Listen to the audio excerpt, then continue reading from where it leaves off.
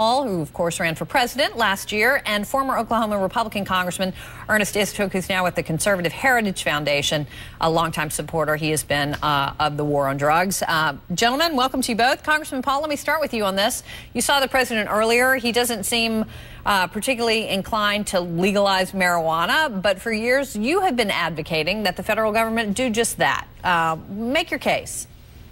Well, I think the war on drugs in general is just a total disaster. We spend $40 billion a year, and all it does is it enhances the drug dealers. I mean, prohibition for alcohol was a disaster, and now we've done the same thing over and over again. You're only talking about going back to 1937. You know, prior to 1937, the federal government wasn't involved. That was when the first tax was placed on it.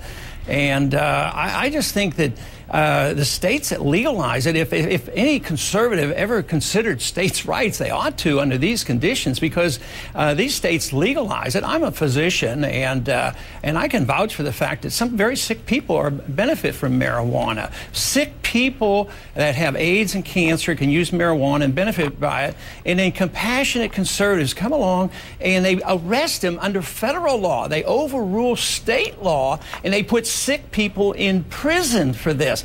It makes no sense, and I don't know why we should be such strong supporters of Roosevelt's position to go ahead and tax and then eventually lead to making it illegal. It doesn't make a whole lot of sense. I believe in a free society and making freedom of choice. All right, let me let Congressman Istook go ahead. Sure. Well, you know, this is no time to surrender.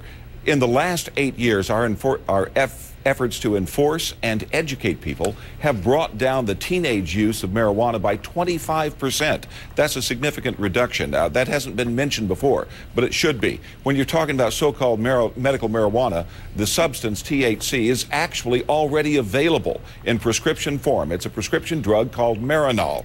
It's used to treat the very things. There is no medication that is used by smoking.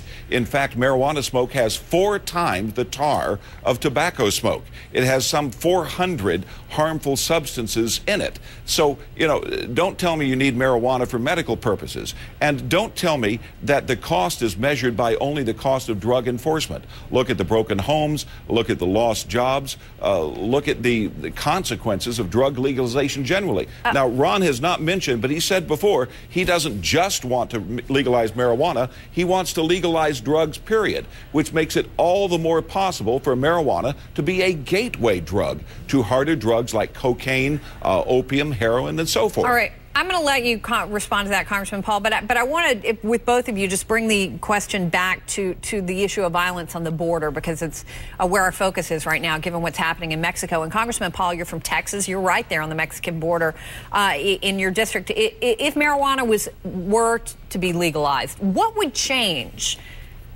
Well, the first thing is I don't think just legalizing marijuana would do the trick. I think we have to have a different attitude.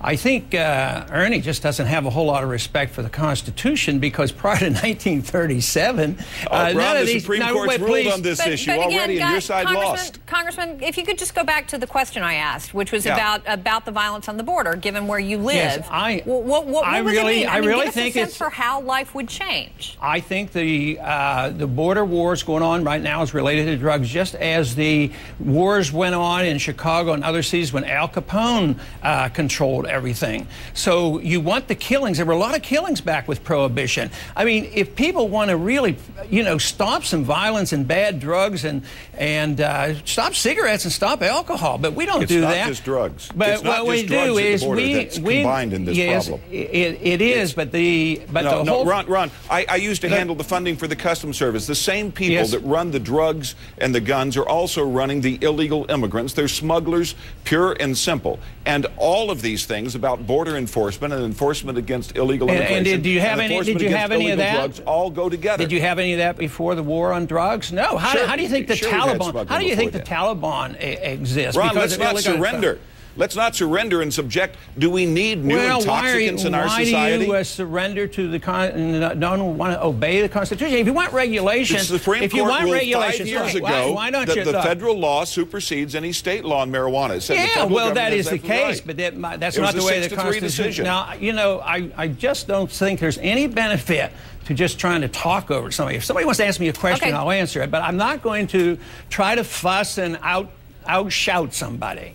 Ron, neither one of us hopefully should do that. No, but no. Let me just, because I want to get your take on this. One thing, Congressman Istuk, you Sure. heard Tom Foreman a moment ago. Right.